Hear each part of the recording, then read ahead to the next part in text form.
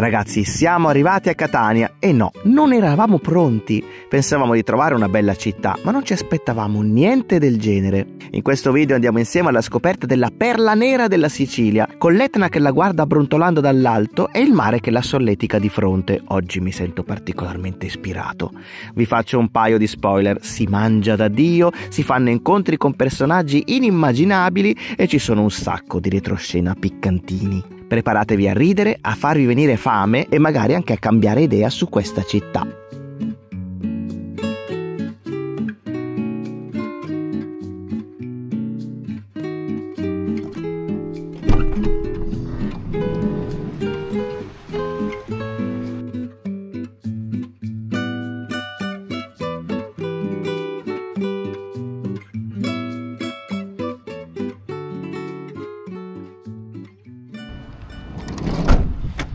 Buongiorno, siamo arrivati in centro, siamo a Catania, il teletrasporto del cubetto in un attimo ci ha fatto passare dal letto al centro della città, o meglio siamo in un parcheggio, lui rimane qui oggi e noi prendiamo in realtà un autobus per esplorare tutto il centro storico. E attenzione ragazzi, abbiamo tenuto lo stomaco praticamente semivuoto perché sappiamo che Catania, oltre ad essere una città stupenda, è anche la patria del cibo di strada, si mangia da Dio e quindi noi siamo pronti, siamo liberi e pronti. Adesso noi abbiamo preso questo parcheggio che è a pagamento, ma in realtà è gratis se tu prendi l'autobus, quindi praticamente parcheggiamo qua gratuitamente e andiamo in centro con l'autobus direttamente che è lì che ci aspetta. Allora, noi abbiamo preso il giornaliero, 2,75 €, va convalidato all'andata e poi al ritorno. Questo autobus ha la linea preferenziale, quindi si salta tutto il traffico e si arriva in centro in un quarto d'ora circa.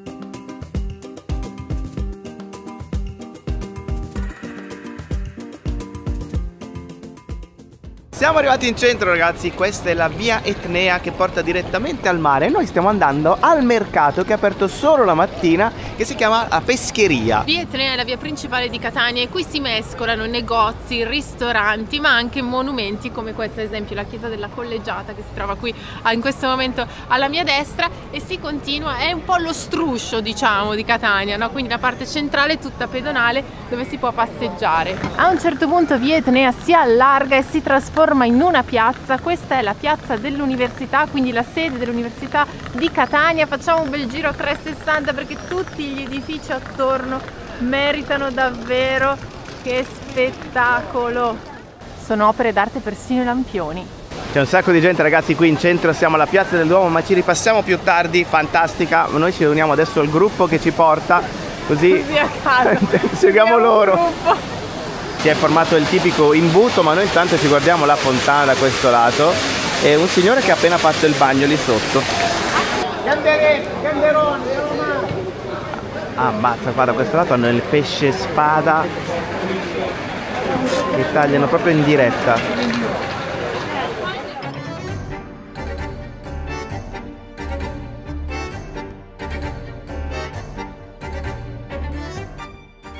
Se questi archi potessero parlare ragazzi, è dall'800 che qui a Catania esiste questo mercato del pesce che è storico, quindi, e addirittura un tempo il porto arrivava proprio qua fuori, quindi le navi attraccavano con tutti i pescatori e il pesce proprio la mattina e lo vendevano direttamente a tutti i catanesi che venivano qui tradizionalmente a comprarlo.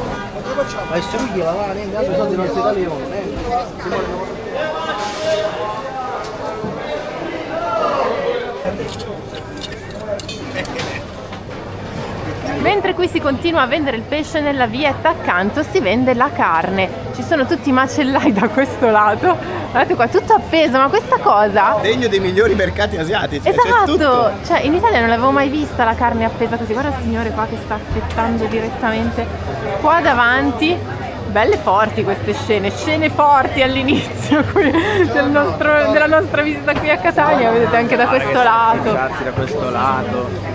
Tutta la vetrina qua, il bancone, ma anche di qua tutto appeso. In Italia non l'avevo mai vista. Appeso così? La carne appesa così, no. Vederlo. In genere l'abbiamo vista appunto in Asia, ma anche in Marocco di recente era così, no? Questa cosa. Passiamo a qualcosa di più dolce, qui abbiamo tutte le nocciole le mandorle, croccante al pistacchio. Ma che bellezza, ragazzi, bellissima questa confusione che c'è. Ci sono vari chioschetti e qua dietro sta girando mandorla e nocciola. Ah no, non c'è niente. La realtà, ragazzi, è che noi finora siamo stati caffeina free, quindi adesso subito un bel caffè.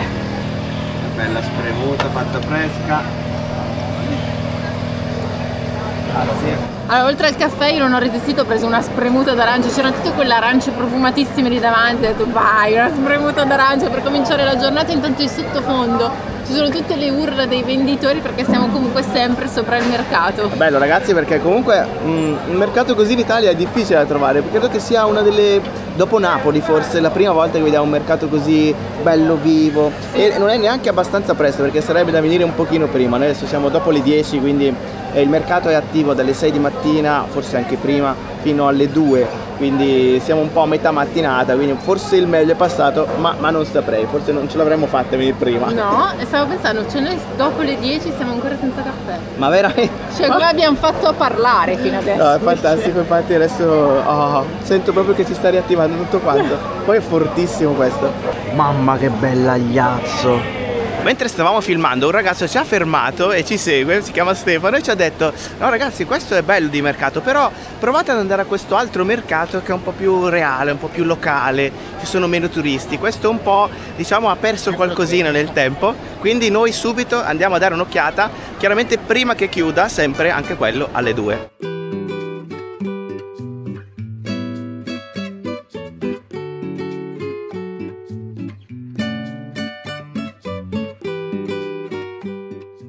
Dopo tutti i mercati in cui siamo stati in giro per il mondo, noi appena possiamo in un paese andiamo sempre nel mercato a vedere com'è un po' la situazione, e anche qua, ragazzi, ci siamo capitati, però devo dire che fa un effetto completamente diverso essere nel tuo paese e vedere questo mercato super vivo questa mattina.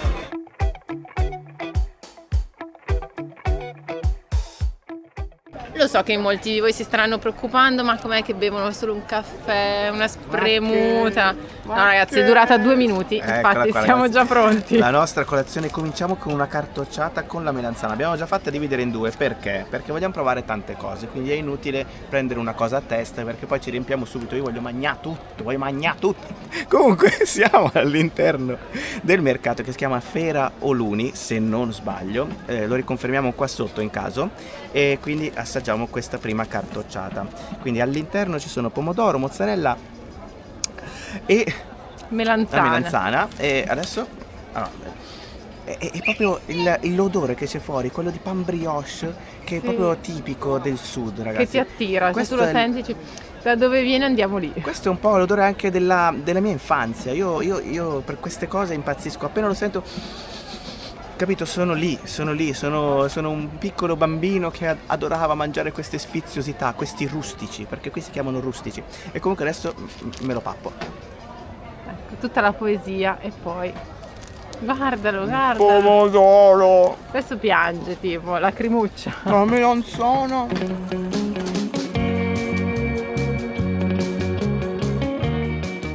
Nonno Dereggio, a moglie di Gesù. Non so come sono finito in questa situazione. Questo signore mi ha fermato in mezzo al mercato e mi ha chiesto di dirgli un nome, e a me è venuto in mente soltanto mio nonno. Ma quanto dura sta pernacchia! È infinita. Fatta tutta. A posto. Ma no! Io ci sono 40 secondi, io sono per tutto il mondo, fai tu, date io. Ma questo è tipo un record Guinness. Tu fai, date io il telefonino.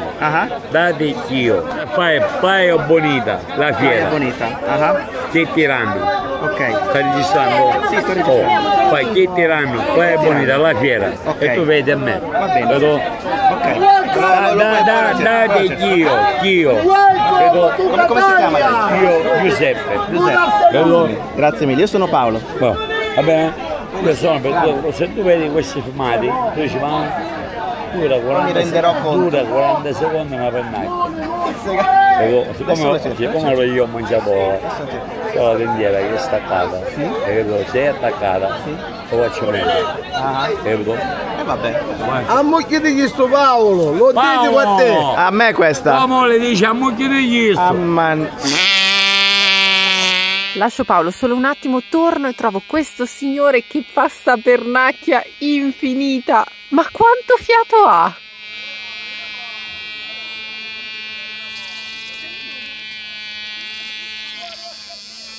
E non spieghi chi!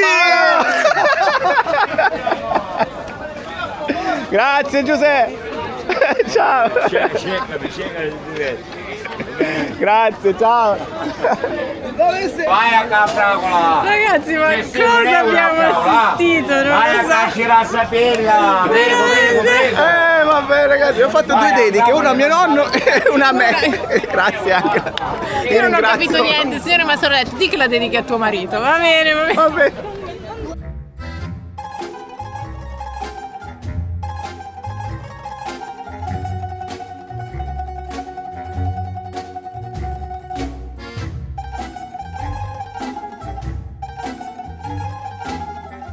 Ne abbiamo visti tanti in giro ragazzi di questi chioschi e ci siamo fermati anche a questo per prendere un altro caffè che ci vuole sempre e poi per prendere una bibita proprio tipica di Catania.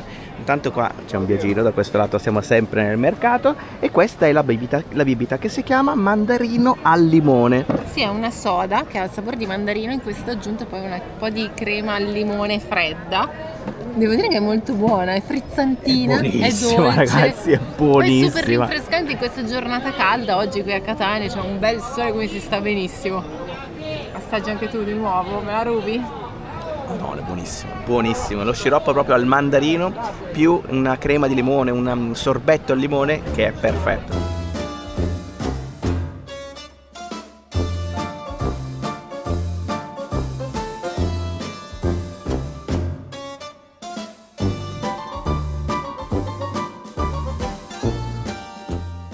Tu cammini nel centro di Catania e ti ritrovi così un anfiteatro romano qua proprio sotto alla piazza, una delle piazze più grandi del centro storico. Siamo nella zona di Stesicoro, si chiama così quest'area, e Catania è un po' come la Fenice che risorge dalle ceneri, perché per ben 9 volte è stata distrutta da terremoti, eruzioni vulcaniche, bombardamenti, e per 9 volte l'hanno ricostruita ancora più bella di come era prima. Quella che vediamo adesso, il centro storico che vediamo adesso, è stato ricostruito dopo il terremoto del 1693 e quindi tutti gli edifici che sono ancora ben conservati, perché per fortuna dopo quell'evento tragico non ci sono state più distruzioni così grosse, sono tutti in stile barocco, e questo è lo stile che caratterizza tutto il centro di Catania. Con la ricostruzione molti edifici sono stati rifatti utilizzando la pietra lavica, quindi la pietra scura, e si possono ancora vedere le facciate degli edifici con questo contrasto tra il nero scuro e il bianco del marmo.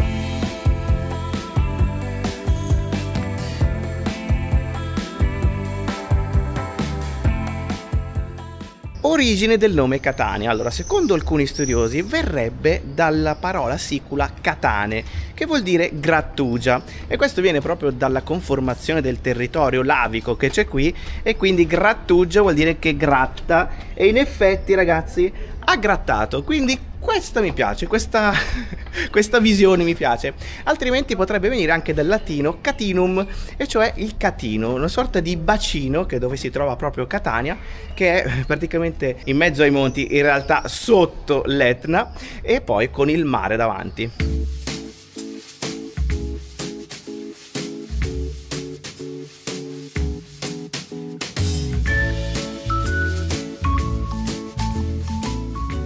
E per rimanere in tema di nomi ragazzi, siamo arrivati in via dei Crociferi. È una piccola stradina molto corta di qualche metro, dove però ci sono tantissime chiese, e questa è una di quelle, tutte in stile barocco.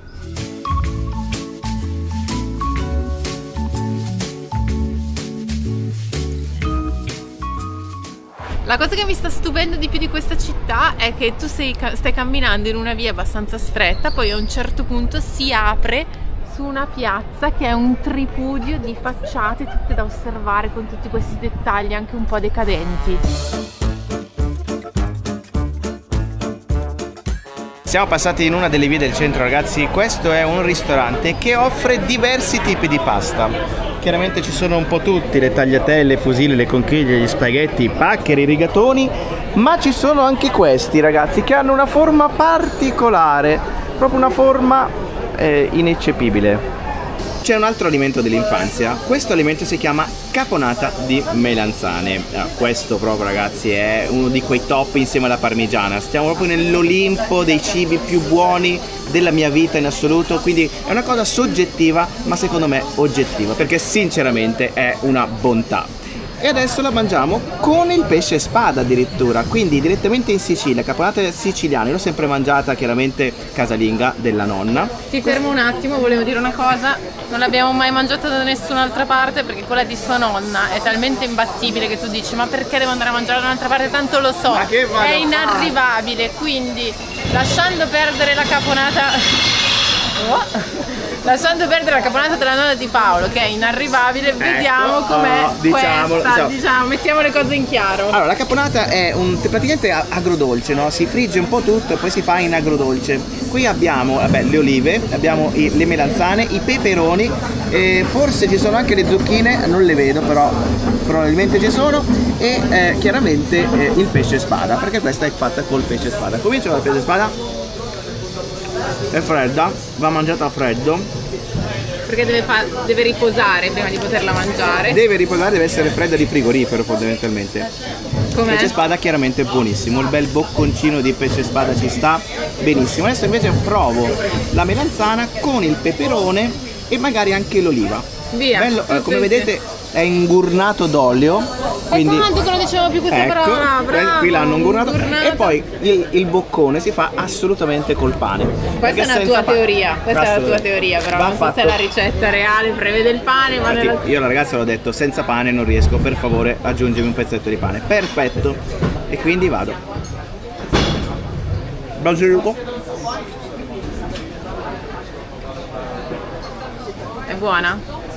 Quando fa così apre le braccia, se ne va. Vattene che la mangio io questa adesso. Spettacolo, si sente l'agrodolce, buonissimo. Buonissima anche questa. Rettifico, non c'è la zucchina ma ci sono carote e sedano. E ragazzi, devo dire, è spaziale veramente. Confermo. Ecco, possiamo confermarlo. Confermo, veramente è incredibile. Allora, questi piatti hanno questa cosa che tu dici ma sì, è un'insalatina di verdure. In realtà dietro c'è un lavoro enorme, proprio gigantesco, ma in più ogni boccone è un tripudio di sapori. Tripudio di sapori, perfetto Angela. Nella descrizione del video trovate tutti i nomi dei posti dove stiamo assaggiando il cibo e anche i costi. Siamo adesso alla porta d'ingresso della città di Catania, è un po' l'arco di trionfo catanese questo bellissimo arco realizzato con pietra lavica e pietra bianca di Siracusa, dove ci sono i principali simboli della città che sono l'elefante qui sopra e l'aquila. Sullo sfondo si vede anche la Basilica Cattedrale di Sant'Agata, che è la patrona di Catania, e noi siamo proprio diretti là in fondo. Dall'altro lato dell'arco invece, sempre in alto, svetta la Fenice, che è un altro punto simbolo di Catania perché dimostra la sua resilienza, la sua forza a rinascere sempre più bella dopo ogni distruzione.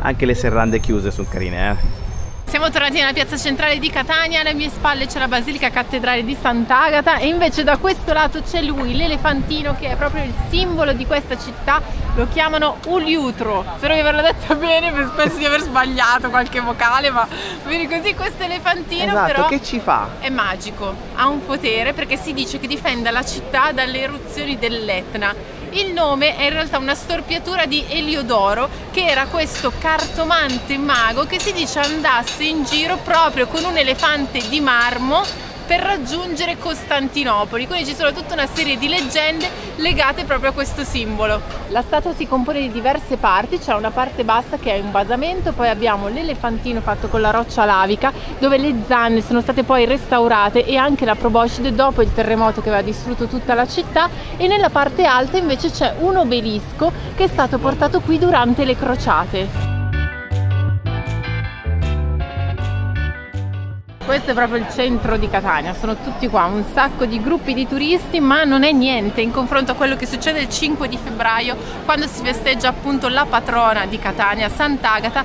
Questa è la cattedrale che è stata costruita appunto in suo onore. In realtà quella che vediamo oggi è una delle tante ricostruzioni che ci sono state nel corso della storia, sempre per il motivo che abbiamo detto prima, quindi distrutta e ricostruita. In questo caso la facciata è fatta con marmo di Carrara e invece le colonne che sono state prese dal Teatro Romano.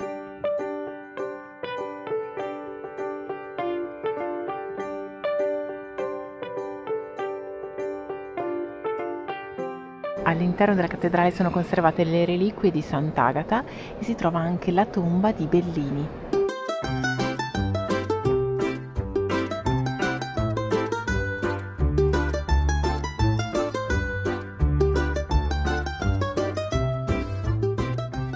Conosco bene questa situazione, no? Ci sono quei posti storici dove comunque bisogna andare assolutamente. Magari tu provi a cercare, a chiedere in giro. Abbiamo provato a chiedere per esempio al signore del chiosco: ma lei che ne pensa di questa pasticceria? Lei che ne pensa di questa rosticceria? E tutti ti mandano fondamentalmente alla tradizione. E quindi siamo venuti qua, proprio nel posto della tradizione. Questa pasticceria si chiama Savia, è qui da più di 100 anni, quindi 1897 la fondazione, e dicono che sia il posto più buono dove mangiare arancini e cannoli.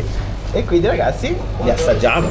Abbiamo finalmente risolto il mistero, si dice arancino o arancina. Qui a Catania è maschio, quindi con la O finale. Non abbiamo preso quello tradizionale è quello con il ragù, ma abbiamo preso quello catanese invece, che è con le melanzane. È una pallotta da un importante peso specifico. Le melanzane sono sempre un must, quindi sono sempre la cosa più buona. Vado? Vai, apro. Eccolo lì. Qua come filante. C'è il formaggio, pomodoro, basilico e melanzane. Vedi che è fritta qui dentro?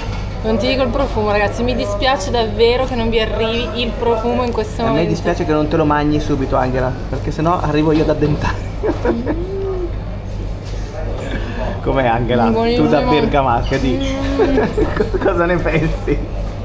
Non potrei mai vivere qua perché penso che metterei 200 kg, perché è incredibile, un sapore buonissimo. Ma mentre tu addenti quello, io tra l'altro ho l'occhio che va dall'altro lato. Sta calando anche la telecamera, infatti io mi abbasso cala la paletta pure sul cannolo. L'arancino nasce in Sicilia ai tempi degli arabi, riso allo zafferano con carne fatto a palline per portarselo in giro.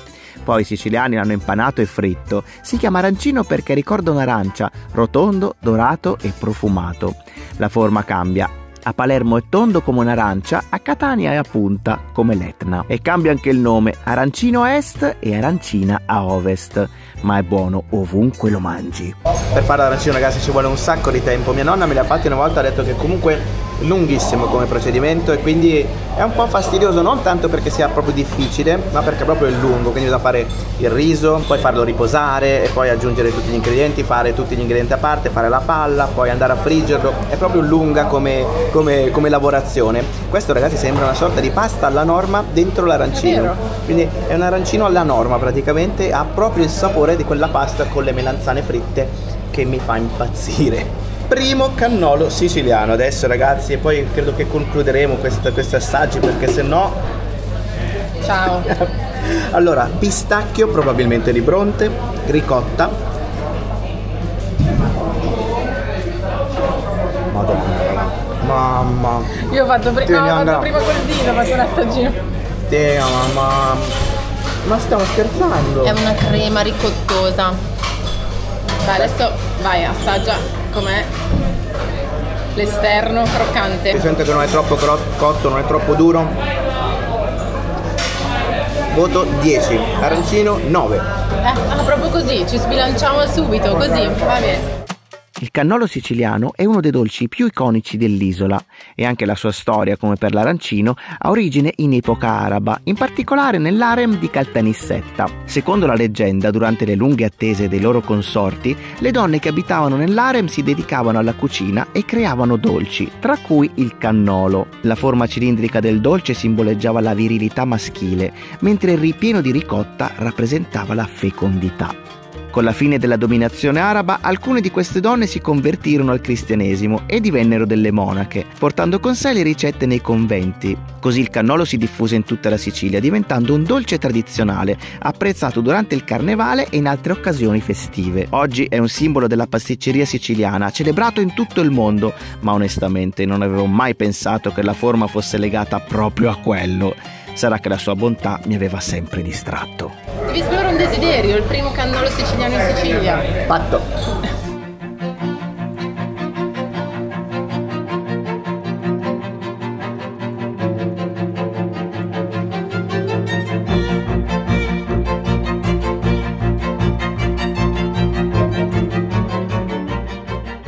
Sicuramente il personaggio più famoso di Catania è Vincenzo Bellini, un compositore che ha fatto la storia della musica, e in questa parte di Catania c'è addirittura tutta una piazza dedicata a lui e anche questa statua. L'opera più famosa di Bellini è La Norma, che fa più o meno così. La sa anche Angela?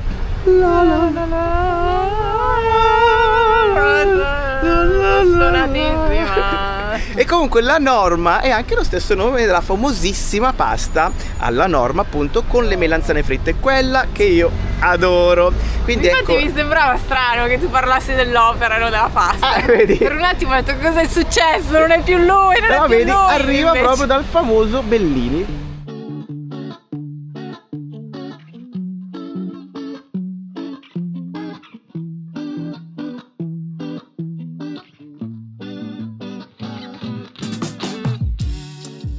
Siamo in un quartiere super interessante, ragazzi. Questo è il vecchio quartiere a luci rosse di Catania, si chiama San Berillo ed è un quartiere che in passato era praticamente tagliato fuori dal centro, cioè nelle vecchie Catania, cioè prima delle ricostruzioni che ci sono state, i vari terremoti e i problemi che ci sono stati, questa zona risultava praticamente difficile da raggiungere dal centro, era un pochino tagliata fuori. Invece dopo le varie ricostruzioni si è trovata adiacente al centro e anche ben collegata. Praticamente è stata ricostruita Catania con quella che è via Etnea, che praticamente spacca in due il centro della città e dà verso l'Etna, e quindi tutti i quartieri adiacenti alla via Etnea si sono ritrovati insomma al centro dell'attenzione.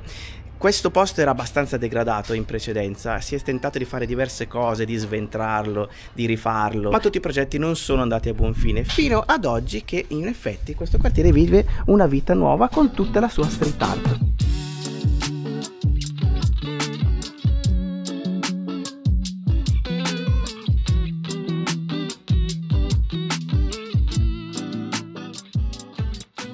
Sì, però no, una roba dell'altro mondo proprio. Vediamo. Proviamo.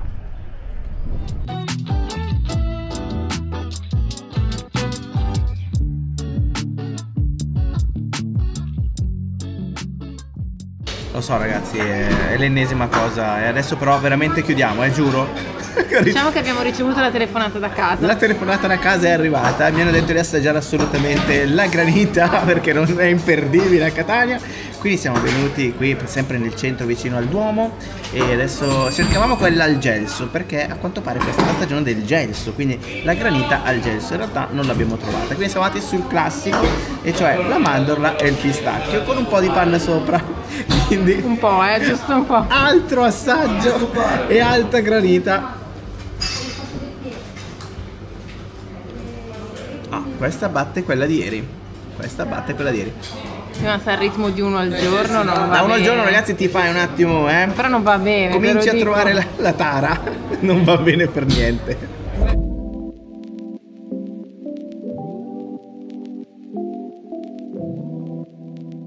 Finisce ragazzi una giornata incredibile e allora ragazzi noi abbiamo Napoli nel cuore perché 2 anni fa siamo stati lì ed è stata una scoperta unica in Italia.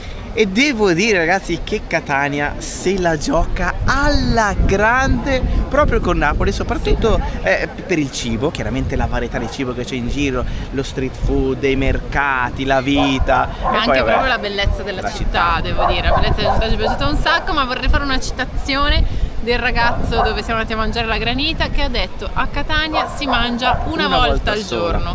da mattina a sera. Eccola. Perfetto. È questo. Direi che è quello che è successo anche in questo video, ragazzi. Quindi ragazzi, noi vi salutiamo, se volete iscrivetevi al canale, perché il viaggio continua e noi ci vediamo alla prossima, ragazzi. Ciao.